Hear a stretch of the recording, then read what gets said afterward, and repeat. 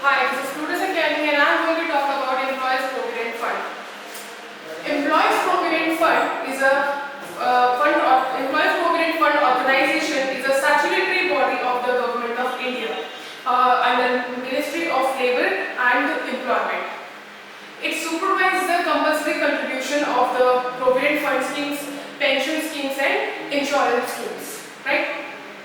It came into existence with the promulgation of the Employees Provident Funds Ordinance on the 15th November 1951.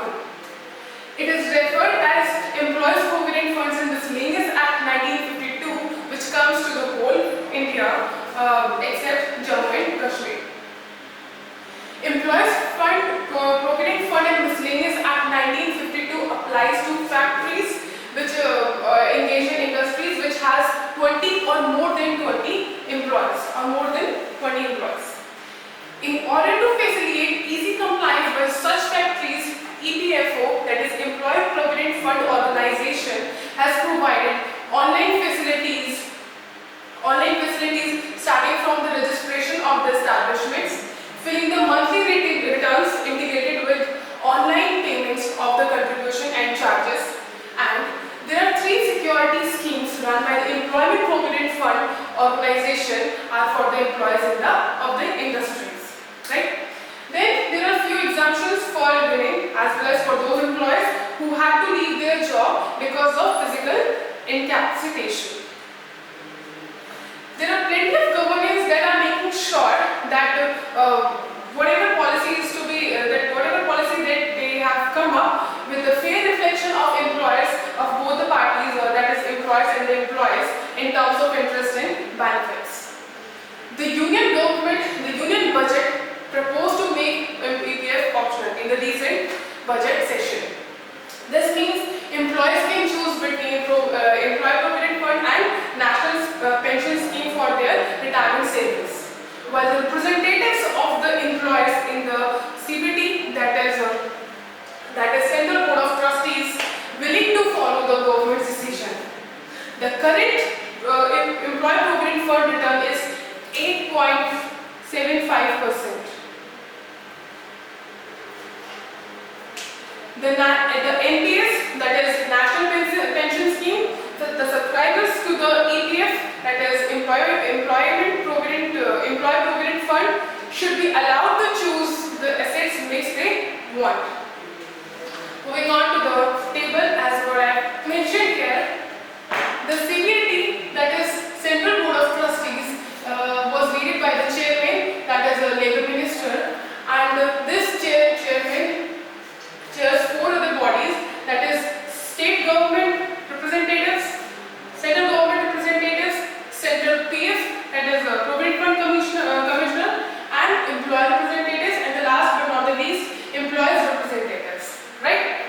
By having the recent decision of for making NPS as an optional thing, state representatives said the mixed reaction by saying yes or no. The central government representatives said yes for the decision. The Central Provident Fund Commissioner said yes for the decision, while the employees representatives said yes or no, a mixed reaction, while most of them said yes, as it is in the favor of employees. When it comes to employees representatives, they said no, no.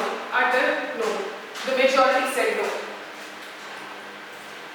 In the last 1-2 years, has seen many new initiatives being taken to transform these services to make more customer-friendly functions of the organization, to enable better services to all its stakeholders in tune with the government's motto of minimum government and maximum governance.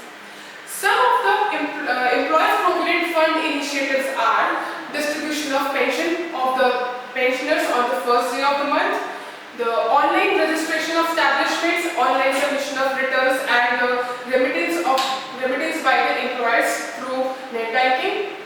The third one, online facility for filling of statutory returns by PF exempted establishment. And the fourth, besides launching mobile applications, SMS-based UA, that is Universal Activation Number, and missed call services for EPF members.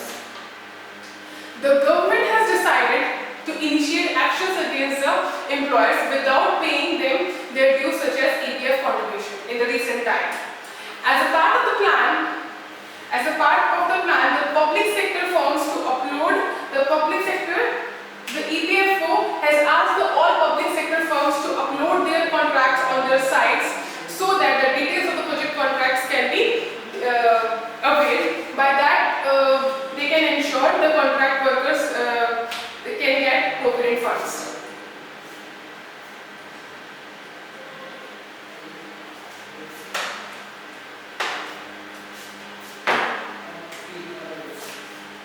On the occasion of Labor Day, that is 1st May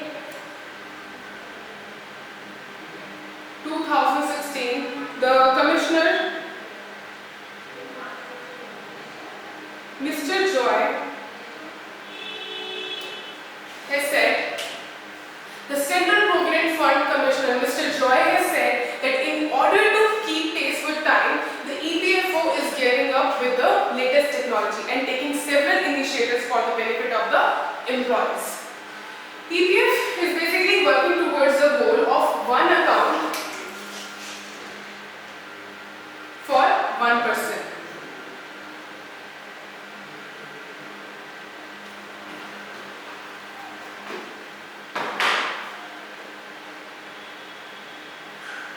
This is the basic goal of EPFO right now. This needs to link the provident fund account of a person with his Aadhaar number, so that one account that could be operated from anywhere in the world, anywhere in the country. And by this basically helps for the customers to, which is portable as well as time-saving mechanism. The EPFO has made it mandatory to submit their Aadhaar card number. It is also making progress to withdraw money in a case a person is no longer in a job. The government has directed factory inspectors to link the Aadhaar card numbers or PAN card numbers of the workers with the universal account number. Universal account number, that is UAN. UAN assigned to their provident fund accounts, so as to make their provident funds account available, portable.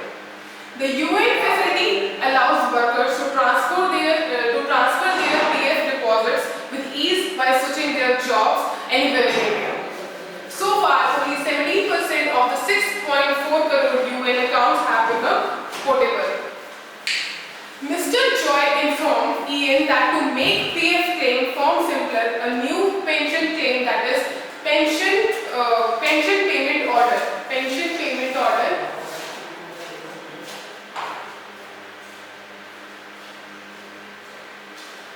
that is PPO, have been unveiled by the Union Labour and Employment Ministry recently. He said that this scheme can only be availed for those employees who have your UN number, that is Universal Account Number.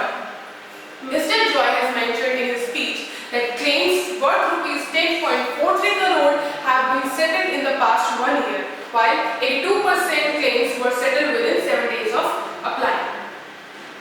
The age of superannuation has also been changed from 55 to 58 years by the 1952 Act of EPF scheme. Mr. Joy said a common registration facility on eBiz portal has been launched as a part of ease of doing business. This move has enabled employees to avoid filling separate EPF and ESI, that is Employee State Insurance returns. While on the other hand, Labour Ministry has launched a common registration facility on Shram Suvidha portal for EPFO or ESIC, along with the annual report under Minor Act 1952. Enumerating the benefits of the service, Mr. Joy said this will reduce the transaction cost of the business and makes it easy, convenient for employers as well as for employees to meet their obligations.